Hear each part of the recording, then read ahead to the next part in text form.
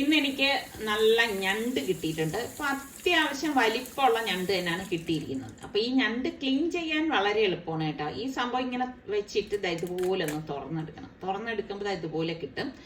അപ്പോൾ ആ തോടങ്ങ് മാറ്റി കളയും, അത് വേസ്റ്റാണ്. പിന്നെ ഇതുപോലത്തെ പൂവ് പോലെ ഇരിക്കുന്ന ഈ സംഭവമുണ്ട്, അതും ഇങ്ങനെയുള്ള ഈ സൈഡിലുള്ള സംഭവമൊക്കെ വലിച്ചെടുത്ത് കളയും. പിന്നെ ഇത് ഉപയോഗിക്കുന്നവരും ഉണ്ടെന്ന് തോന്നുന്നു കേട്ടോ, പക്ഷെ ഞാൻ അങ്ങനെ എടുക്കാറില്ല, എനിക്കതിനുള്ള തൃപ്തിയില്ല. എന്നിട്ട് ഇത് ഞണ്ടിന്റെ മുട്ടയാണെന്ന് തോന്നുന്നു. എന്തായാലും സംഭവം ഞാനത് അതിൽ നിന്ന് മാറ്റിയിട്ട് അതിന്റെ കൈയും കാലും ഒക്കെ ഇതുപോലെ അങ്ങോട്ടിച്ചെടുക്കും. നമ്മളന്ന് തിരിക്കുമ്പോ തന്നെ സംഭവം ഊരി വരും കേട്ടോ. പിന്നെ അതിൽ തീരെ ഒട്ടും മാംസം ഇല്ലാതിരിക്കുന്ന ആ ഒരു പീസ് നമ്മൾ എടുക്കില്ല, അതങ്ങ് കളയും. എന്നിട്ട് അത് നന്നായിട്ട് കഴുകിയെടുക്കും, അതിന്റെ ഉള്ളിൽ അഴുക്കെല്ലാം പോണം. അപ്പൊ എന്നിട്ട് ഇത് ഇങ്ങനെയും വെച്ച് നമുക്ക് കറിയാക്കാം. അതല്ല ഇപ്പൊ ഞാൻ ചെയ്യുന്നത് പോലെ ഇടയ്ക്കുന്ന് കട്ട് ചെയ്ത് 2 പീസാക്കി ഇടാം. ഞാൻ ഇങ്ങനെയാണ് എടുക്കുന്നത് കേട്ടോ. അപ്പൊ ഇതെല്ലാം ഞാനിതാ വൃത്തിയാക്കി എടുത്ത് വെച്ചിട്ടുണ്ട്. നമ്മളുടെ മുള്ളുവാളയാണ്. മുള്ളുവാളയ്ക്ക് നിങ്ങളൊക്കെ എന്ത് പേര് പറയും? ചിലരെന്ത് പറയും? തുപ്പുവാള, പിന്നെ അങ്ങനെയൊക്കെയാണ് ഞാൻ കേട്ടിട്ടുള്ളത് കേട്ടോ. അപ്പൊ അത് ഞാൻ ഒന്ന് കട്ട് ചെയ്ത് എടുക്കുകയാണ്. ഇപ്പൊ മാർക്കറ്റിൽ എനിക്ക് പോയപ്പോഴേക്ക് ഭയങ്കര തിരക്ക്. എനിക്കും ഈ പറഞ്ഞ മാതിരി സമയമില്ലാത്തത് കൊണ്ട് ഞാൻ കട്ട് ചെയ്തൊന്നും വാങ്ങിക്കാനായിട്ട് പോയിട്ടില്ല. അപ്പൊ ഈ മുള്ളുവാള കട്ട് ചെയ്യുന്നതിനൊക്കെ ഒരു നാക്ക് ഉണ്ട് കേട്ടോ. ആ ഒരു രീതിയിൽ നമ്മളത് കട്ട് ചെയ്തെടുക്കുകയാണെങ്കിൽ നമ്മൾ കഴിക്കുമ്പോൾ ആ മുള്ളിങ്ങനെ വലിച്ചൂരി എടുക്കാൻ എളുപ്പമാണ്. പിന്നെ ഞാൻ എപ്പോഴും ഇങ്ങനെ മീൻ നല്ല താഴ്ത്തിയേ വരഞ്ഞെടുക്കത്തുള്ളൂ. കാരണം മസാലയൊക്കെ ഉള്ളിലേക്ക് കിടക്കണമെങ്കിൽ നമ്മൾ ഇതുപോലെ താഴ്ത്തി തന്നെ വരഞ്ഞെടുക്കണം.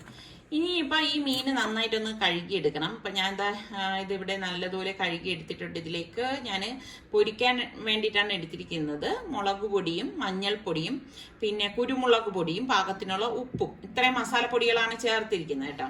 പിന്നെ എൻ്റെ അടുത്ത് പലരും ചോദിക്കും, മുളക് പൊടിയൊക്കെ ഇത്രയും വേണോ, ഇത് ഉപയോഗിക്കുമോ എന്നൊക്കെ ചോദിച്ചിട്ടുണ്ട്. പക്ഷെ ഞാൻ അധികം ഒന്നും ഉപയോഗിക്കുന്നില്ല. അതുപോലെ ഞാൻ എരിവുള്ള മുളകല്ല ഉപയോഗിക്കുന്നത്. ഞങ്ങളിവിടെ കാശ്മീരി ചില്ലി, അതായത് പിരിയൻ മുളക് മാത്രമേ ഉപയോഗിക്കാറുള്ളൂ.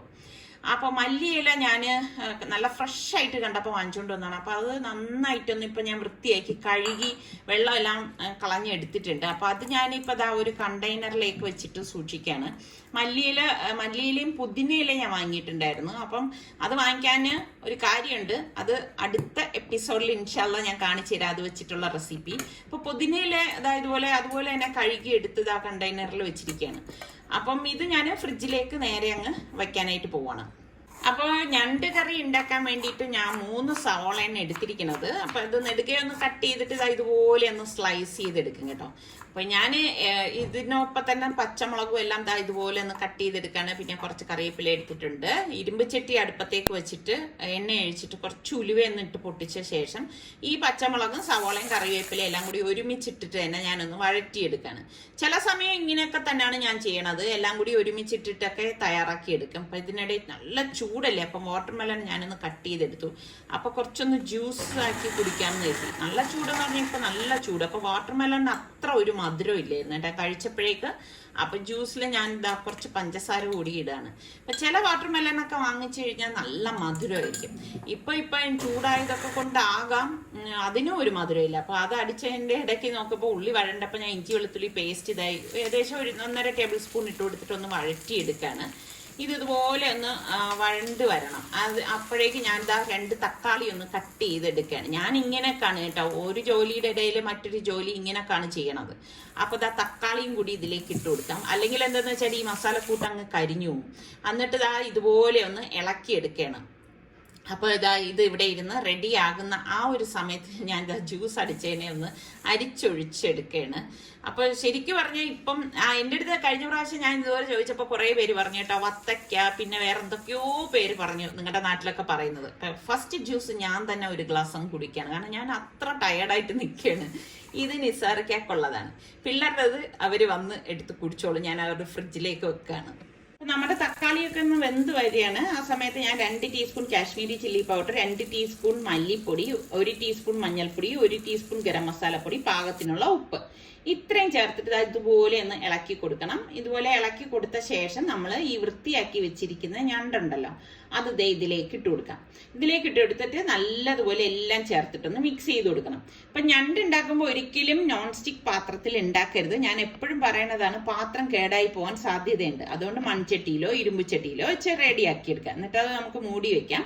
ഒരു 5 മിനിറ്റ് കഴിയുമ്പോഴേക്കും മൂടി തുറന്നിട്ട് ഞാൻ ഇതുപോലെ ഒന്ന് ഇളക്കി കൊടുക്കുകയാണ്. ഇത് പെട്ടെന്ന് വെന്ത് കിട്ടും കേട്ടോ. അതിന്റെ ആ പുറന്തോട് അതായത് നമ്മൾ കട്ട് ചെയ്തല്ലേ എടുക്കുന്നത്, അതുകൊണ്ട് തന്നെ ആ ഉള്ളിലെ മാംസം വേകാൻ അധിക താമസമൊന്നും വേണ്ട. ഞാനിവിടെ ഏകദേശം 1.5 കപ്പോളം തേങ്ങാപ്പാൽ കലക്കിയത് എടുത്തിട്ടുണ്ടായിരുന്നു. അത് ഇതിലേക്ക് ഒഴിച്ചു കൊടുത്തിട്ട് ഇതുപോലെ ഒന്ന് ഇളക്കി കൊടുക്കും. അപ്പൊ ഇന്നിപ്പോ ഞാൻ വേറെ കറിയായിട്ടൊന്നും ഉണ്ടാക്കില്ല. അതുകൊണ്ടാണ് തേങ്ങാപ്പാൽ ഒഴിച്ചിട്ട് ഇത് റെഡിയാക്കി എടുക്കുന്നത്.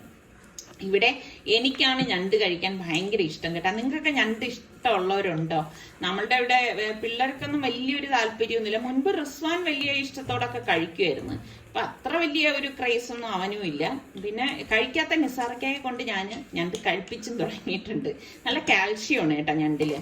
അപ്പൊ വീണ്ടും അടച്ചു വെച്ചിട്ടുണ്ടായിരുന്നു. ഒരു 5 മിനിറ്റ് കൂടി കഴിഞ്ഞപ്പോഴേക്കും അടപ്പ് മാറ്റിയിട്ട് ഞാൻ ഒന്ന് ഇളക്കി കൊടുക്കണം. അപ്പൊ ഇത്രയേ ഉള്ളൂ. ഇനി കുറച്ച് മല്ലിയിലയും കൂടി വിതറിയിട്ട് നമുക്ക് അടച്ച് മാറ്റി വെക്കാം. ഞാനിവിടെ ഒരു സോസ് പാൻ അടുപ്പത്തേക്ക് വെച്ചിട്ട് 2 ടേബിൾ സ്പൂൺ ഓയിൽ ഒഴിച്ച് കുറച്ച് കടുകിട്ട് പൊട്ടിച്ചു കൊടുക്കാണ്. എന്നിട്ട് കുറച്ച് കറിവേപ്പിലയിലേക്ക് ഇട്ട് കൊടുക്കും. പിന്നെ 5-6 വെളുത്തുള്ളി അല്ലിയും 1/2 ടീസ്പൂണ് ചെറിയ ജീരകം ചതച്ചതാണ് അതും കൂടി ഇതിലേക്ക് ഇട്ട് കൊടുത്തിട്ട് ഒന്ന് ഇതുപോലെ ഒന്ന് ഇളക്കി കൊടുക്കും. പിന്നെ ഞാൻ ഇവിടെ കീര ചെറുതായിട്ട് കട്ട് ചെയ്ത് എടുത്ത് വെച്ചിട്ടുണ്ട്. കീരയും കൂടി ഇതിലേക്ക് ഇട്ട് കൊടുക്കാണ്. ഇട്ട് കൊടുത്തതിനോടൊപ്പം തന്നെ ഞാനിവിടെ 1 കപ്പോളം തേങ്ങയും 1 teaspoon Kashmiri chilli powder, 1 teaspoon മഞ്ഞൾപ്പൊടി, പാകത്തിനുള്ള ഉപ്പ്, ഇത്രയും കൂടി ചേർത്തിട്ട് എല്ലാം ചേർത്തിട്ട് നന്നായിട്ടൊന്ന് ഇളക്കി കൊടുക്കും. അപ്പൊ ഞാൻ പറഞ്ഞിട്ടില്ലേ, പല രീതിയിൽ ഞാൻ ഇതുപോലെ കീര തോരനൊക്കെ ഉണ്ടാക്കിയെടുക്കും. അപ്പൊ ഇത് അധികം വേകാൻ പാടില്ല, പെട്ടെന്ന് തന്നെ ഇത് വാടിക്കിട്ടും. അപ്പൊ അതുകൊണ്ടാണ് ഇപ്പൊ ഞാൻ തേങ്ങയും എല്ലാം അതേപോലെ തന്നെ അരച്ചിട്ടൊന്നുമില്ല എടുത്തത്. അപ്പൊ ഞാൻ മീൻ പൊരിക്കാൻ വേണ്ടി എണ്ണ ചൂടാവുമ്പോഴേക്ക് മീൻ ഇതിലേക്ക് ഇട്ട് പൊരിച്ചെടുക്കാനായിട്ട് പോവാണ്. അപ്പൊ എൻ്റെ അടുത്ത് പലരും ചോദിച്ചിട്ടുണ്ട്, എന്തിനാ കീര എന്ന് പറയണത്, ചീര എന്ന് പറഞ്ഞൂടെ എന്നൊക്കെ ചോദിച്ചിട്ടുണ്ട്. ഓരോ നാട്ടിലും ഓരോന്നിനും ഓരോ രീതിക്കല്ലേ പറയണത്. നമ്മളിവിടെ കീര എന്ന് പറയും, അത്രേ ഉള്ളൂ. എന്ത് തന്നെയായാലും സംഭവം നിങ്ങൾക്ക് പിടിത്തം കിട്ടിയില്ലേ, ഇത് തന്നെയാണ് അതെന്നുള്ളത്. അപ്പൊ അതില് പേരിലൊന്നും ഒരു കാര്യമില്ലെന്നേ. അപ്പൊ മീന് ഫ്രൈ ആയതും റെഡി ആയിട്ടുണ്ട്. അപ്പൊ ഞങ്ങൾ കഴിക്കാനായിട്ട് പോവാണ്. നല്ല ചൂട് ചോറും നല്ല ചൂട് ഞണ്ട് തേങ്ങാപ്പാലിട്ട കറിയും നല്ല ചൂടായിട്ടുള്ള നമ്മളുടെ കീര തോരനും ആ മുള്ളുവാള മീനും കൂടി കൂട്ടി ഒരു പിടി പിടിച്ചാണ്ടല്ലോ, അടിപൊളി ടേസ്റ്റ് ആണ്. ഇതാണ് നമ്മളുടെ ഇന്നത്തെ ലഞ്ച് എന്ന് പറയുന്നത്. അപ്പൊ എനിക്ക് ഭയങ്കര ഇഷ്ടമാണ് ഇങ്ങനെ ഈ ചൂടോട് കൂടിയിട്ട് ഭക്ഷണം കഴിക്കാൻ. അതിൻ്റെ ഒപ്പം ഞാൻ കുറച്ച് മാങ്ങ അച്ചാറും കൂടി വെച്ചിട്ടുണ്ടായിരുന്നു. അപ്പൊ ഇനിയിപ്പോ ആഹാരം കഴിച്ചിട്ട് വേണം ഞങ്ങൾക്കൊന്ന് പുറത്തു പോകാൻ.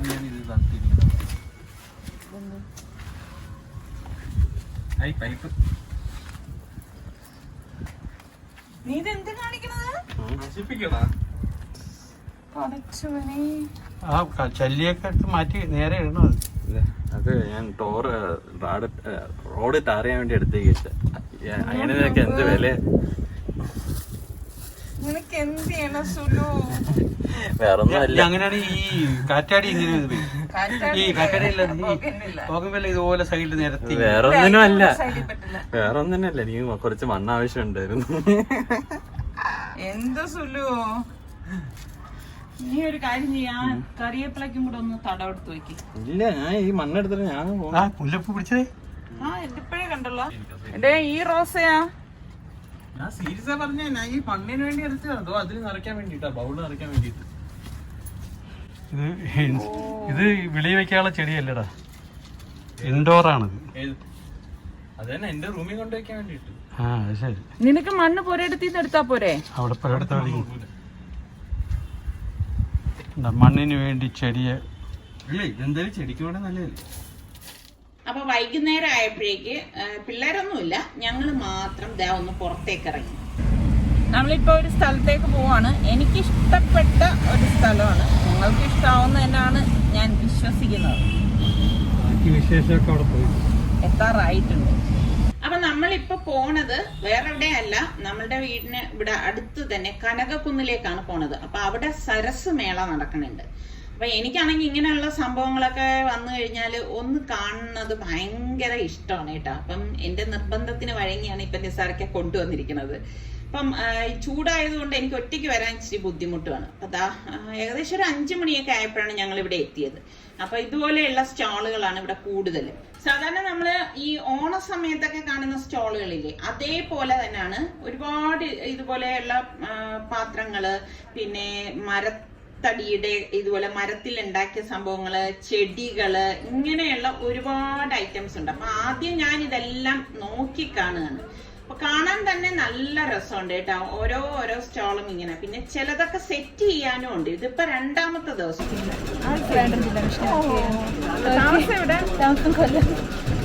എന്നെ കണ്ടപ്പോഴേക്ക് വന്നാണ്. എന്തായാലും നമ്മളുടെ സബ്സ്ക്രൈബർ ആണെന്ന് അറിഞ്ഞാൽ വളരെ സന്തോഷം. ഇവരാണ് ഈ ഒരു പ്രോഗ്രാം നടത്തുന്നത്.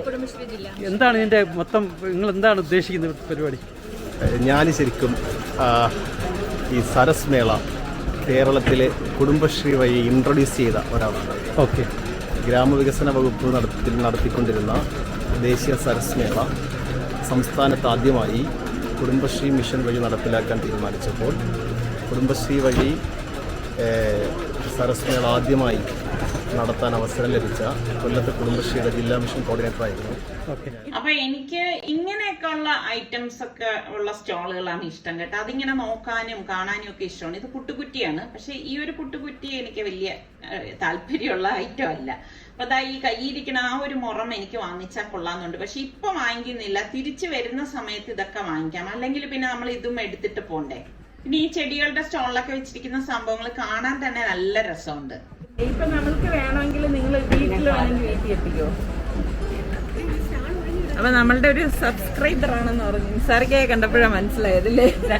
ആദ്യം മാമിനെ കണ്ടപ്പോ മനസ്സിലായി, സാറിനെ കണ്ടപ്പോ പെട്ടെന്ന് മനസ്സിലായി.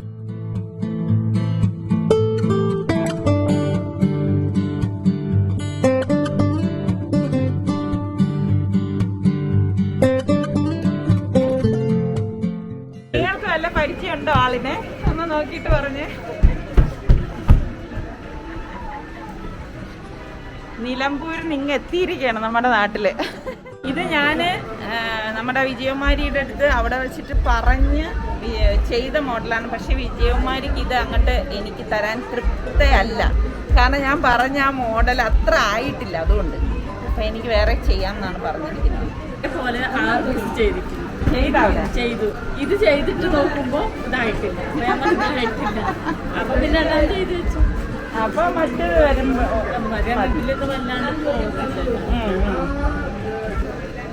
അപ്പൊ നമ്മുടെ വിജയകുമാരിയുടെ അവിടെ നിന്ന് ഞാൻ ഒന്ന് വാങ്ങിക്കാണത് പോകണം ശരിയില്ലല്ലോ. മോരുകല വാങ്ങി.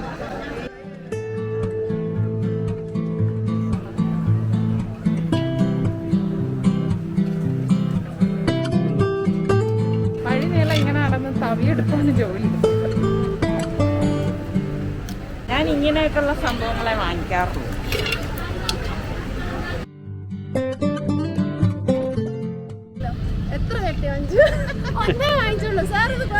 അല്ലല്ല, ഇന്ന് കൊണ്ടു നടക്കാൻ പറ്റാത്തോണ്ട് ഒറ്റ കട്ടിങ്ങിന് 5 പീസാണ്.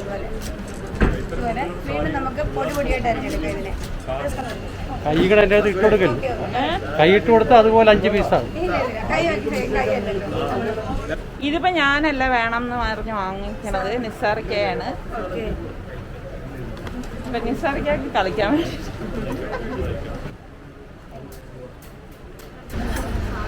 ഇളകി വരുമോ തന്നെ? വരും. ഒരു കംപ്ലൈന്റും വരുന്നില്ല. എന്തെങ്കിലും കംപ്ലൈന്റ് ഉണ്ടെങ്കിൽ നിങ്ങൾക്ക് നാളെ തന്നെ തിരിച്ചു കൊടുക്കും. 10-ാം തീയതി വരെ. അപ്പൊ ഞാൻ ഇതുപോലൊരു സംഭവമാണ് വാങ്ങിച്ചത് കേട്ടാ. വീട്ടിലില്ലാത്തോണ്ട് ഇനി വേണം അപ്പം ഉണ്ടാക്കാൻ. ഇതുവരെ അപ്പം ഉണ്ടാക്കാൻ.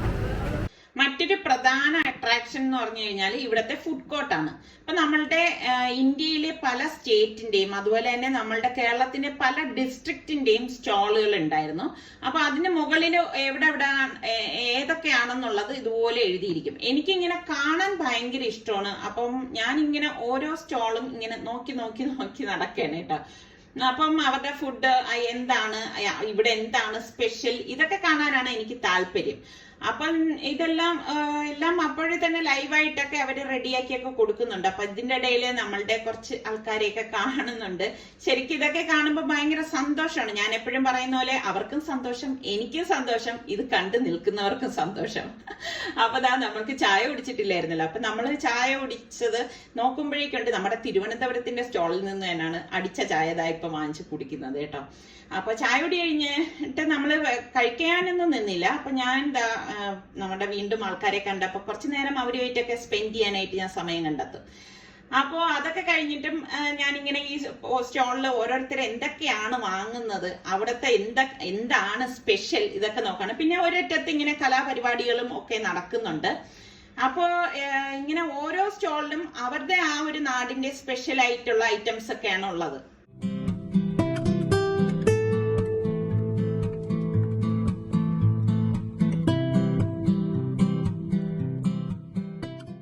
പഞ്ചാബിന്റെ സ്റ്റാളിലെത്തിയപ്പോഴേക്ക് ഞാൻ പറഞ്ഞു എനിക്ക് ദഹിപുരി കഴിക്കണം എന്ന് പറഞ്ഞ് ഞാൻ ദഹിപുരി വാങ്ങിക്കാണ്. പിന്നെ നിസാർക്ക് ഇങ്ങനെയുള്ള ഐറ്റംസ് ഒന്നും വാങ്ങിക്കത്തുമില്ല, കഴിക്കത്തുമില്ല.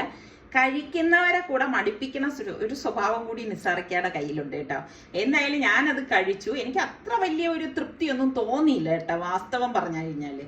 പിന്നെ കുറേ കറങ്ങിയ ശേഷമാണ് ഐസ്ക്രീം കഴിക്കാനായിട്ട് വന്നത്. അതെ, അടിപൊളിയാവട്ടെ എന്നാണ് അവര് പറയണത് കേട്ടാ. ടിഷ്യൂ കഴിച്ചപ്പോ ടിഷ്യൂ ഇല്ല. മിൽമേയുടെ അല്ലേ?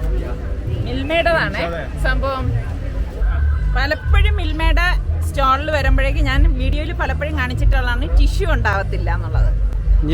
ഇനിയെങ്കിലും ഈ പറഞ്ഞ മാതിരി വലിയ വലിയ അധികൃതർ മിൽമക്കാരുണ്ടെങ്കിൽ ഒന്ന് ശ്രദ്ധിക്കണം. ഇങ്ങനെയുള്ള സ്റ്റോളുകൾ വെക്കുമ്പോൾ നിങ്ങൾ ടിഷ്യൂ വെക്കണം. അല്ലാതെ ഇപ്പൊ കൊറോണ കാലമാണ്, നമ്മൾ സൂക്ഷിക്കാൻ പറഞ്ഞിട്ടും കാര്യമില്ല. ഇതിപ്പോ പറഞ്ഞു പോയത് കൊണ്ട് ഈ ഒരു ഐസ്ക്രീം വാങ്ങിക്കുകയാണ്.